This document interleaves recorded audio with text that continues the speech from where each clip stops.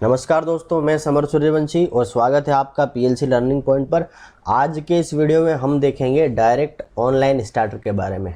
किसी भी मोटर को ऑन या ऑफ करने के लिए हमें दो पुश बटन की ज़रूरत होती है। एक तो स्टार्ट पुश बटन की ज़रूरत होती है जिसके द्वारा हम किसी मोटर को ऑन या स्टार्ट कर सकें, और उसको स्टार्ट करने के बाद जब हमें उसे स्टॉप करना हो तो उसके लिए एक स्टॉप पुश बटन की ज़रूरत होती है। अब स्टार्ट और स्टॉप पुश बटन के अलावा भी इस स्टार्टर के अंदर एक कॉन्टेक्टर लगा होता है, एक ओवरलोड रिले, एक एनो कॉन्टेक्ट होता है, मतलब एक एनो एलिमेंट होता है, और एक एनसी एलिमेंट होता है। ये जो एनो एलिमेंट होता है ये इस स्टार्ट पुश बटन से अटैच होता है। जब इसको हम प्रेस करते हैं तो ये एनो एलिमेंट प्रेस होता है और ये एनो कॉन्टैक्ट एनसी बनता है। एनसी बनने की वजह से कॉन्टैक्टर की कॉइल को सप्लाई जाती है, कॉन्टैक्टर होल्ड होता है, मतलब कॉन्टैक्टर ऑन होता है और मोटर ऑन हो जाती है। जब हम स्टॉप पुश बटन को प्रेस करते हैं तो इस बटन के साथ में एक एनसी एलिमेंट अटैच होता है। जब ये एनसी एलिमेंट प्रेस होता है तो यहाँ पर एक एनो कॉन्टैक्ट बन जाता है, मतलब कॉन्टैक्ट ओपन हो जाता है, और कॉन्टैक्ट ओपन होने की वजह से ये कॉन्टैक्टर ऑफ हो जाता है, मतलब ये कॉन्टैक्टर फिर से अपनी कंडीशन में आ जाता है। जब ये ऑफ़ हो जाता है तो मोटर बंद हो जाती है। अब इसको ऑन होने के लिए दो कंडीशन है। पहला तो ये कि कॉन्टैक्टर ऑन होना चाहिए, और दूसरा ये कि एक इसमें ओवरलोड रिले होती है, ये ओवरलोड रिले भी ऑन होनी चाहिए, मतलब ये ट्रिप नहीं होनी चाहिए। अब देखिए, कॉन्टैक्टर जो हम यूज़ करते हैं ये मोटर की कैपेसिटी के अकॉर्डिंग यूज़ करते हैं। यहाँ पर आप देख सकते हैं LC1D25 लिखा है, मतलब ये 25 एम्पियर का एक कॉन्टैक्टर लगा हुआ है जो कि हम 10 HP की मोटर तक यूज़ कर सकते हैं। और ये जो ओवरलोड रिले होता है ये भी एक मोटर की कैपेसिटी के अकॉर्डिंग होता है। जैसे कि हमारी मान लिया जाए कि 10 HP की मोटर है जो 15 एम्पियर करंट लेती है, तो हम जो ओवरलोड रिले यूज़ करेंगे वो 12 एम्पियर से लेकर 16 एम्पियर तक यूज़ करेंगे। इसमें एक यहाँ पर पोर्ट होता है, इस पोर्ट को हम घुमाकर उसकी करंट रेटिंग को कम या ज़्यादा कर सकते हैं।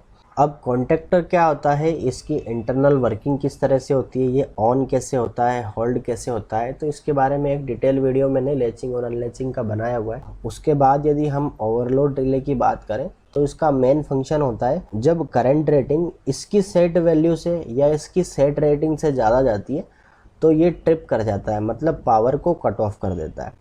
मतलब यदि मोटर के बेरिंग जाम है या सिंगल फेजिंग होने की वजह से अगर मोटर ज़्यादा करंट लेती है तो ये ओवरलोड रिले ट्रिप कर जाता है और मोटर को सेफ कर देता है। पावर कट ऑफ होने की वजह से मोटर सेफ हो जाती है, मोटर की पावर बंद हो जाती है। ओवरलोड रिले के इस बटन को हम प्रेस करके इसको फिर से रीसेट कर सकते हैं। ओवरलोड रिले में नीचे जो पॉइंट होते हैं ये ब्लैक कलर में, ये इसके पावर के पॉइंट होते हैं, पावर सप्लाई के पॉइंट होते हैं। और जो ये ऊपर पॉइंट होते हैं ये एनो और एनसी के पॉइंट होते हैं। दो एनो होते हैं इसमें और दो एनसी के पॉइंट होते हैं। कॉन्टैक्टर में यदि देखा जाए तो इसमें A1 और A2 दो पॉइंट होते हैं जो कि कॉन्टैक्टर की कॉइल को जाते हैं, और इसमें भी एनो एनसी के पॉइंट दिए होते हैं जो कि हम कंट्रोलिंग के लिए यूज़ करते हैं। अब देख लेते हैं इसका सर्किट किस तरह से बनता है। तो डायरेक्ट ऑनलाइन स्टार्टर को बनाने के लिए हमें एक कॉन्टैक्टर, एक ओवरलोड रिले की ज़रूरत होती है। जब कॉन्टैक्टर और ओवरलोड रिले को एक साथ में लगा देते हैं तो ये एक तरह से मोटर स्टार्टर का काम करता है। अब यदि बात करें इसके पावर सर्किट की तो इसमें सबसे पहले ये L1, L2 और L3 RYB main input supply है जो कि किसी MCCB या एक MCB पर जा रही है। जब ये MCB ऑफ होती है तो सप्लाई आगे नहीं जाती है। MCB को ऑन करने के बाद कॉन्टैक्टर के इनपुट पर ये सप्लाई चली जाती है। कॉन्टैक्टर के इनपुट पर सप्लाई जाने के बाद जब तक कॉन्टैक्टर ऑन नहीं होगा तब तक इसके आउटपुट पर सप्लाई नहीं आएगी। इसको ऑन करने के लिए हमें एक बार स्टार्ट पुश बटन को प्रेस करना होता है। स्टार्ट पुश बटन को प्रेस करने के बाद इसकी जो कॉइल होती है, कॉन्टैक्टर की जो कॉइल होती है उस पर सप्लाई जाती है और ये कॉन्टैक्टर होल्ड होता है, मतलब इसके सारे एनो पॉइंट एनसी बन जाते हैं। जब एनो पॉइंट एनसी बनते हैं तो ये पावर वाले जो सप्लाई है ये इस ओवरलोड के इनपुट पर चली जाती है। अब यदि ये ओवरलोड रिले सही है, मतलब ट्रिप कंडीशन में नहीं है, ऑन कंडीशन में है, तो इस ओवरलोड से होते हुए सप्लाई मोटर को चली जाती है।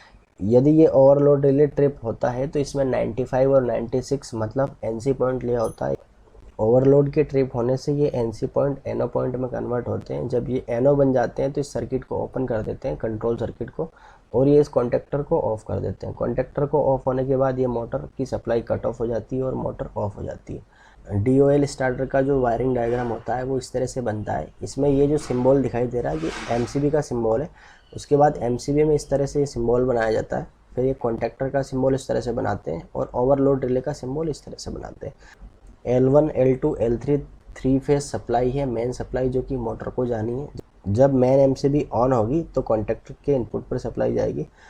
कॉन्टैक्टर होल्ड होने के बाद मतलब कॉन्टैक्टर ऑन होने के बाद कॉन्टैक्टर से सप्लाई ओवरलोड रिले पर जाती है और यदि ओवरलोड रिले भी ऑन है तो मोटर को सप्लाई चली जाती है। अब कॉन्टैक्टर को ऑन करने के लिए, ओवरलोड रिले की ट्रिपिंग करने के लिए, इसके लिए जो हम यूज़ करते हैं उसे बोलते हैं कंट्रोल सर्किट। कंट्रोल सर्किट का वायरिंग डायग्राम इस तरह से बनाया जाता है। कंट्रोल सर्किट के वायरिंग डायग्राम में हम सबसे पहले एक फेज़ में फ्यूज़ लगा देते हैं करंट रेटिंग के अकॉर्डिंग। उसके बाद एक कंट्रोल MCB लगाते हैं, फिर ओवरलोड रिले का एक NC पॉइंट लेते हैं। ट्रिपिंग करती है तो ये NO बना देगा और इस सर्किट को ओपन कर देगा। उसके बाद एक स्टॉप पुश बटन लेते हैं, फिर स्टार्ट पुश बटन लेते हैं। स्टार्ट पुश बटन के पैरेलल हम उसको होल्ड कराने के लिए कॉन्टैक्टर का एक पॉइंट लेते हैं। उसके बाद एक कॉन्टैक्टर की कॉइल होती है, फिर यहाँ से इसे न्यूट्रल मिल जाता है और मोटर स्टार्ट हो जाती है। किसी भी मशीन की पावर को कंट्रोल करने के लिए कंट्रोल सर्किट यूज़ किया जाता है और किसी भी मशीन के पावर को ऑन ऑफ करने के लिए एक पावर सर्किट यूज़ किया जाता है। पावर सर्किट में MCB होती है, MCCB होती है, कॉन्टैक्टर, ओवरलोड रिले, ये सारे पावर सर्किट में यूज़ किए जाते हैं। और यदि कंट्रोल सर्किट में बात करें तो कॉन्टैक्टर के जो NONC पॉइंट होते हैं या ओवरलोड के जो NONC पॉइंट होते हैं या पुश बटन होते हैं, स्टार्ट स्टॉप के पुश बटन या फ्यूज़ होते हैं, ये सारे कंट्रोल सर्किट के लिए यूज़ किए जाते हैं। अब देख लेते हैं DOL स्टार्टर की PLC प्रोग्रामिंग किस तरह से की जाती है।